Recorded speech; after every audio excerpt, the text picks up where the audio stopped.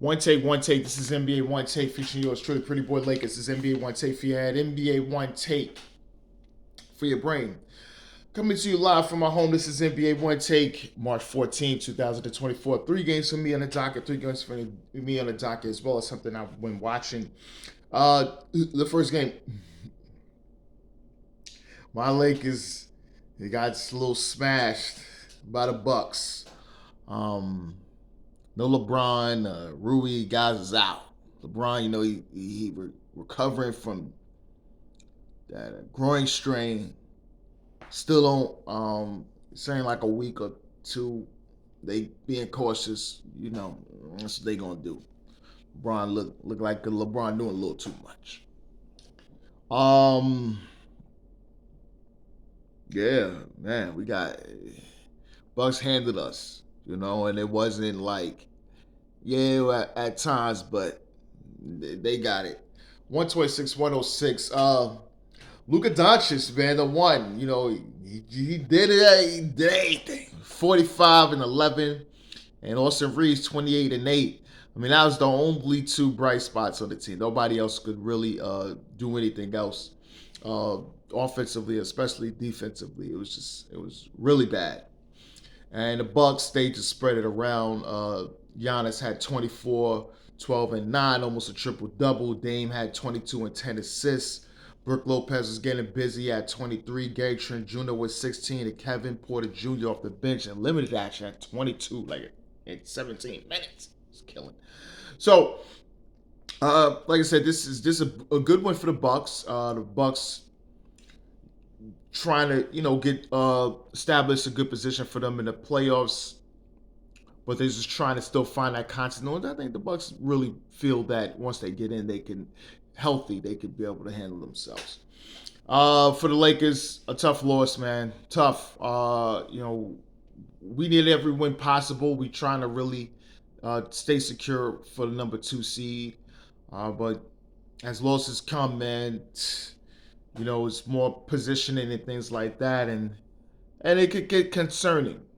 I did say I wasn't really concerned going into the playoffs the way we've been playing compared to everyone else. I think we can hold our own against almost every single team, even the Oklahoma City Thunder, at full health, and we should be able to do that. So we take this tough loss, minor step back, probably recharge, see what's going to happen after that. Okay, the next game of the night is the Warriors as they smashed the Kings, smashed them. 130, 104. Steph Curry 11 points, Jimmy Butler 6. Not too, they had good out. And Draymond Green, great day. He had 23. Moses Moody was 17. Buddy Hield 16 off the bench, and Jonathan Kuminga with 18 off the bench for the Warriors. Warriors rolling. 28 and thing. They trying to get the 6 seed. They've been eyeing for that. They don't want to do no playing crap. You know how they have not had a good history doing it going into playing. The Kings trying to get the playing, trying to figure things out. No Sabonis. But DeMar DeRozan, he had 23. Zach LaVine 14, and Keon Ellis 18 off the bench. The Kings need every single win they can. It's just really tough out there. Not having Sabonis and trying to really figure things out. Uh, going down a stretch. So they're gonna try to work it. All right, and the last game of the night is the Washington Wizards getting a big win over the Detroit Pistons, 129, 125. It was just a balanced scoring affair for the Wizards. Alex Zar finished with 19, Chris Middleton 16, Chad Penny 17 and 9, Jordan Poole 17, Carrington had 16, and Marcus Smart finished with 15. The Wizards they got a lot of veterans on the team. Most likely, a lot of them won't be there next year. They're going to try to see what they get. Probably do free agency or anything in that nature. But any win is possible. I mean, they're in the lottery regardless, so being worse is anything. So any kind of win they could get for the young guys is it's kind of good. It's just more of a show and go. And then the veterans is just being professional, trying to figure things out and see what's gonna happen. Okay, for the Pistons, man, it's a tough loss because they've been all right. Kate Cunningham, he had 38 and 10 assists, the real bright spot, and Jalen Duran had 18 points and 14 rebounds. They 33 and 30. So they're eyeing for that play-in situation, but they want to try to get to the sixth seed. So we'll see. We'll see with the Pistons. They doing a tremendous turnaround, trying to get back into the playoffs. After so many years. So this is a good thing for the Pistons. All right. What I watched. Okay, Raising Kanan. Season 4, episode 2. Okay, so Kanan and Crystal was talking about abortion.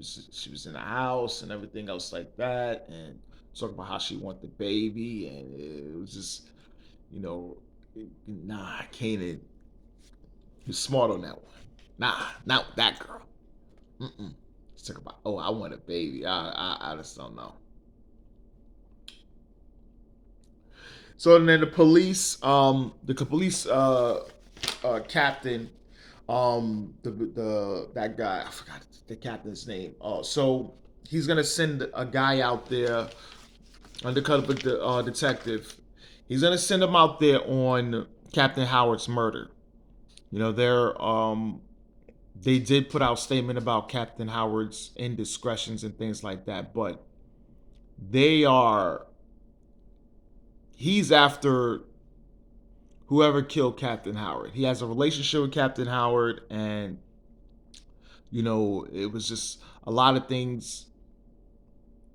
They was going back and forth in regards of certain cases and things that he was just working on, and that he wants the killer of Captain Howard. And he said he got this guy out there. He says, by any means, I don't care. You're gonna flip every fucking stone until you find it. I don't care if it's our own people. And so they're gonna leave it at that. So Lou and Marvin talked. Marvin picked Lou up from the halfway house, and they just talking, good old times and stuff like that. Jukebox, she's in basic training for the army, and she's really seeing how things really are in the army. After the that girl's father told her, real conservative. So certain people seeing how just experiencing things about gays in the military and how they treat people. It's a eye open experience for her, and she's it's really thinking and things are really running through her head. So look like Marvin is actually going to do another job for Stefano after he he did another he does another job for Stefano and actually turned out bad.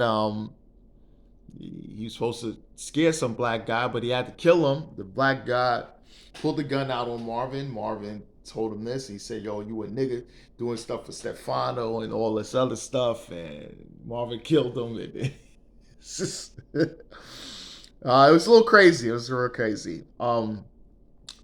Yeah, so we will see where that leads to, because Stefano did tell him not to put harm on a guy. The guy's a good earner. So we'll see.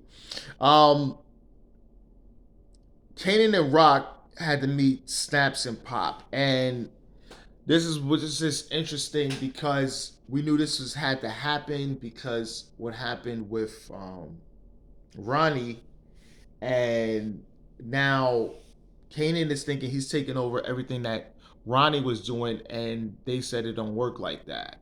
Your business partner was killed, but it don't work like that. You do work for us, and it was a real crazy exchange, and Kanan was upset, and then Rock had to step in, and they told him, Rock, we don't do business with you. Then you know Snaps and Pops is really just trying to tell Kanan you gotta relax, youngin, and listen to your mother. And and they the OGs, and they have a lot of power and influence. So this is something Kanan has to he's learning because he's still young and he's learning a lot. He's learning a lot, and Rock is trying to explain to him that you playing right now. You playing with the big dogs, you're not rocking. You know, what I'm saying you playing with the big dogs. Okay, and this is totally different because even Rock in that meeting knew her boundaries. You know, so even if Kanan's her son. So Lou gets this rapper out of jail because radio this music company wanted to get him out, and Lou did it. You know, even though he don't really want to get back into music, but he kind of do. And then he got the rapper out, and it was just an exchange, and then I think Lou's found his passion for music, which is good.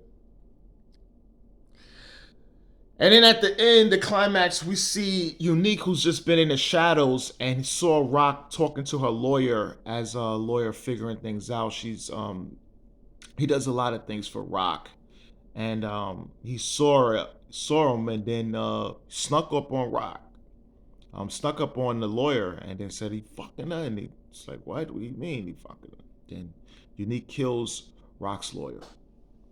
This is crazy. I don't know where this is gonna go. I think Unique time is going to be up, and this is unfortunate because he was a fan favorite, and it's crazy how all this has happened. This is just a big misunderstanding, and guess what? I like it because these things happen in real life. Well, this is NBA One Takes Pretty Boy Laker, and I'm out.